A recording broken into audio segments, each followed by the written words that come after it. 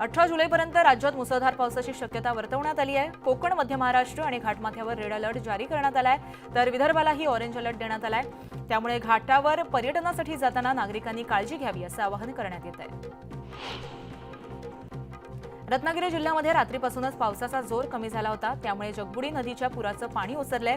मात्र सकाळपासून पुन्हा पाऊस सुरू झाल्यानं प्रशासनानं सतर्कतेचा इशारा दिलाय, तर ग्रामीण भागात अनेक ठिकाणी पूरसदृश्य परिस्थिती पाहायला मिळतेय। रत्नागिरीतील दरड कोसळण्याच्या घटनेमुळे जनशताब्दी आणि तुतारी एक्सप्रेस रत्नागिरी स्टेशनवर खोळंबल्याचं कळतंय। तब्बल 15 तास रेल्वे वाहतूक ठप्प असल्यानं प्रवाशांचे मोठे हाल झाले आहेत। रेल्वे स्टेशनवर मुबलक पाणी देखील उपलब्ध नसल्यानं प्रवासी हैराण झाले आहेत।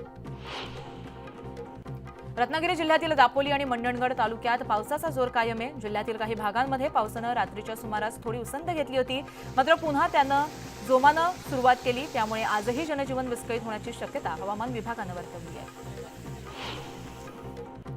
रत्नागिरी जिल्ह्यामध्ये मुसळधार पावसामुळे रस्त्यावरून पाणी वाहू लागलंय, त्यामुळे ठिकठिकाणी वाहतूक ठप्प झाली आहे, तर काही ठिकाणी खड्ड्यांचा अंदाज न आल्यानं वाहनं अडकली आहेत। यावेळेस भोलवली आणि कालवण या मार्गावरती पावसाचा आणि पाण्याचा अंदाज न आल्यामुळे एक डंपर अडकला होता, मात्र सुदैवानं चालकाची यातून सुखरूप सुटका झाली आहे।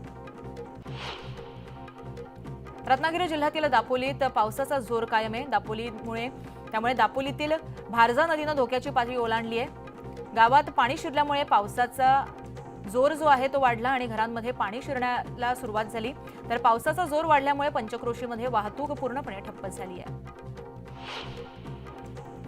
रत्नागिरी जिल्ह्यातील सर्व शाळा आणि महाविद्यालयांना सुट्टी जाहीर करण्यात आली आहे। सुट्टी जाहीर करण्याचे आदेश जिल्हाधिकाऱ्यांनी दिले आहेत। जिल्ह्यात कोणत्याही प्रकारची अनुचित घटना घडू नये, तसंच आपत्कालीन परिस्थिती निर्माण झाल्यास त्याचा परिणाम विद्यार्थ्यांवर होऊ नये यासाठी शाळांना सुट्टी देण्यात आली आहे।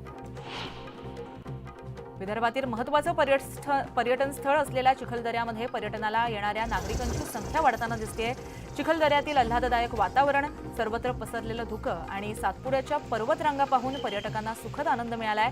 यावेळेस विकेंडला पर्यटनासाठी येणाऱ्या नागरिकांची संख्या जास्त असल्यानं धामण गावाकडील मार्ग हा वन वे करण्यात आलाय। मावळमध्ये जोरदार पावसानं निसर्गाचं सौंदर्य खुलवलंय। धबधबे जोमानं खळखळून वाहू लागलेत। सर्वच धबधबे ओसंडून वाहत असल्यामुळे पर्यटकांनीही मनमुराद भिजण्याचा आनंद लुटलाय। लोणावळ्यात मागील 24 तासामध्ये 169 मिलीमीटर पावसाची नोंद झाली आहे। मुसळधार पावसामुळे धरणातील पाणीसाठ्यामध्ये वाढ झाली आहे। टाटा धरणाच्या पाणीपातळीतही वाढ झाली आहे। यावेळी पर्यटनासाठी गेलेल्या पर्यटकांनी पावसाचा मनमुराद आनंद लुटलाय। लोणावळ्यात मुसळधार पावसामुळे घाटमाथ्यावरील पट्ट्यामध्ये धुकं पडल्याचं पाहायला मिळतंय। थंडगार वारे आणि दाट धुकं यामुळे लोणावळ्याचा निसर्ग मनमोहक झालाय। मात्र दुसरीकडे वाहन चालकांना मात्र वाहन चालवताना कसरत करावी लागतेय।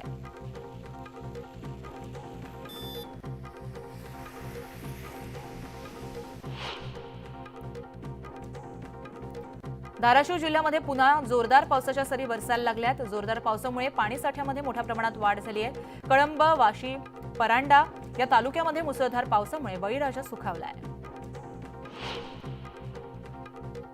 बीड जिल्ह्यामध्ये गेल्या 2 दिवसांपासून दमदार पावसानं हजेरी लावल्यानं पाटोदा तालुक्यात सौताडा इथं प्रसिद्ध रामेश्वर धबधबा प्रवाहित झालाय, तर धुक्यामुळे इथलं निसर्ग आणि इथलं सौंदर्य अधिकच खुलून गेलंय।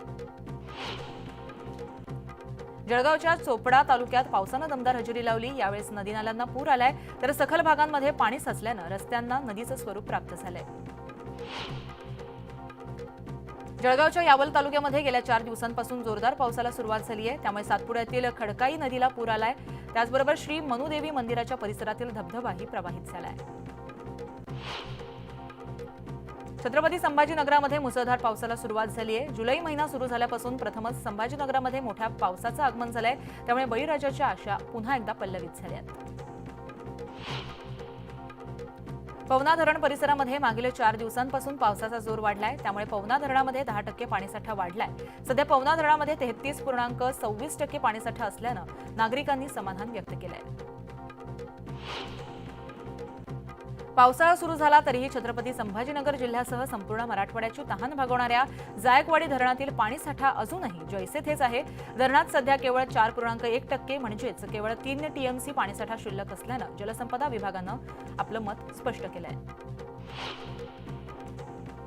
पुणेकरांवरील पाणी कपातीचं संकट अखेर टळलेलं आहे। एका दिवसामध्ये महिनाभर पुरेल एवढाच पाणीसाठा शिल्लक आहे। मुसळधार पावसामुळे खडकवासला धरणामध्ये 1.45 टीएमसी इतका पाणीसाठा जमा झालाय, त्यामुळे पुणेकरांना काहीसा दिलासा मिळालाय। मुंबईला पाणीपुरवठा करणाऱ्या 7 जलाशयांमधील पाणीसाठ्यात वाढ झाली आहे। दमदार पावसामुळे अवघ्या 10 दिवसांमध्ये पाणीसाठ्यामध्ये 21% वाढ होऊन पाणीसाठा हा 29.73% पोहोचला आहे। मुंबईमध्ये 2 दिवस झालेल्या जोरदार पावसादरम्यान तब्बल 8,000 तक्रारी पालिकेच्या आपत्कालीन विभागामध्ये नोंदवल्या गेल्यात। यामध्ये पाणी तुंबणं, त्याचबरोबर खड्डे पडणं, वीज जाणं, झाडं आणि फांद्या कोसळणं, गटार तुंबणं अशा विविध प्रकारच्या तक्रारी आहेत। गोंदिया जिल्ह्यातील शेतकरी सर्वाधिक धानाची शेती करतोय, मात्र पावसाळा सुरू होऊन 1.5 महिना उलटला तरीही समाधानकारक पाऊस न पडल्यानं शेतीवर त्याचा परिणाम पडलेला आहे। जिल्ह्यात आतापर्यंत केवळ 13,861 हेक्टर क्षेत्रातच रोपणी झाली आहे, त्यामुळे बळीराजा अद्यापही पावसाच्या प्रतीक्षेत आहे। शहापूर तालुक्यामध्ये समाधानकारक पाऊस पडत असल्यानं बळीराजा सुखावलाय, शेतीच्या कामांनाही वेग आलाय। तालुक्यातील ग्रामीण भागामध्ये शेतकरी नाचणी आणि वरईची लागवड करण्यात मग्न असल्याचं पाहायला मिळतंय। मावळमध्ये समाधानकारक पाऊस बरसल्यानंतर बळीराजा सुखावलाय। यावेळेस मावळमध्ये 13,500 हेक्टरवरती भात लागवडीला सुरुवात करण्यात आली आहे। यावेळेस तालुक्यातील फ्रेंड्स ग्रुपच्या शिक्षकांनी भात लागवडीचा आनंद घेत शेतकऱ्यांच्या कष्टाचं कौतुक केलंय। वादग्रस्त प्रशिक्षणार्थी IAS अधिकारी पूजा खेडकर प्रकरणाची थेट पीएमओ कार्यालयानं दखल घेतली आहे। पूजा खेडकर यांचं दिव्यांग आणि ओबीसी प्रमाणपत्र आता तपासलं जाण्याची शक्यता आहे। थेट पीएमओ कार्यालयानं या प्रकरणाचा अहवाल मागवल्याची माहिती मिळते। पुण्यात झिका रुग्णांची संख्या 23 वर पोहोचली आहे, तर कोल्हापूर आणि संगमनेरमध्ये झिकाचा प्रत्येकी 1 रुग्ण सापडलाय। त्यामुळे घरामध्ये साठवलेलं पाणी जास्त काळ ठेवू नका, मच्छरदाणीचा वापर करा, परिसरात स्वच्छता बाळगा असं आवाहन प्रशासनानं केलंय। पुणे शहरामध्ये पावसाची संततधार सुरू असून साथीच्या आजारांचाही धोका वाढलाय। पुणे शहरामध्ये आतापर्यंत 15 रुग्ण डेंग्यूचे तर 15 रुग्ण चिकनगुनियाचे आढळून आलेत, त्यामुळे आरोग्य विभागाकडून पावसाळ्यात काळजी घेण्याचं आवाहन करण्यात आलंय। पुण्यातही आता मुंबईप्रमाणे डबल डेकर बस धावणार आहे। पीएमपी संचालकांच्या बैठकीमध्ये बस खरेदीस मान्यता देण्यात आली आहे, त्यामुळे 100 नवीन इलेक्ट्रिक बस खरेदी केल्या जाणार आहेत। त्यात 20 डबल डेकर बसचाही समावेश असणार आहे। गोंदिया जिल्ह्यातील केशोरी चिचोली या 2 गावांना जोडणाऱ्या पुलाचं बांधकाम सुरू आहे, मात्र अपूर्ण बांधकामामुळे नागरिकांना जीवघेणा प्रवास करावा लागतोय। पर्यायी रस्ताही पाण्याखाली गेल्यामुळे शेतकऱ्यांसह विद्यार्थ्यांना जीव मुठीत घेऊन प्रवास करावा लागतोय। मावळमधील शाळेतील विद्यार्थ्यांनी आषाढी एकादशीच्या निमित्तानं पालखी दिंडी सोहळ्याचं आयोजन केलं होतं। यावेळी विद्यार्थ्यांनी रिंगण करत फुगड्या खेळण्याचा आनंद लुटला। यावेळी शेतकऱ्यांनी जोरदार पाऊस होऊ देत आणि भाताचं पीक जोमानं वाढू दे असं साकडं पांडुरंगाकडे घातलंय। मुख्यमंत्री एकनाथ शिंदे मध्यरात्री 1 वाजता कोल्हापूरला पोहोचलेत। यावेळेस त्यांनी आयजींकडून विशाळगडावरील परिस्थितीची माहिती घेतली आहे। विशाळगडावर आवश्यक तो बंदोबस्त देण्यासह कायदा व सुव्यवस्थेबाबत चर्चा झाल्याची माहिती मिळते। राज्यपाल नियुक्त 12 आमदारांमध्ये महायुतीकडून उज्ज्वल निकम यांना संधी मिळण्याची शक्यता वर्तवली जाते। महायुतीकडून उज्ज्वल निकम यांच्या नावाची वर्णी लागण्याची शक्यता आहे। छत्रपती संभाजीनगरच्या माळीवाडामध्ये एसबीआय बँकेचं एटीएम गॅस कटरनं फोडल्याची धक्कादायक घटना समोर आली आहे। तर गॅस कटरने एटीएम फोडल्यामुळे तब्बल 10 ते 15 लाख जळून खाक झाले आहेत। चोरट्याने एटीएममध्ये असलेला सीसीटीव्ही फोडण्याचा देखील प्रयत्न केलाय, मात्र बाजूच्या व्यक्तींना जाग आल्यानं चोरटे गॅस कटर मशीन एटीएममध्येच सोडून फरार झाले आहेत।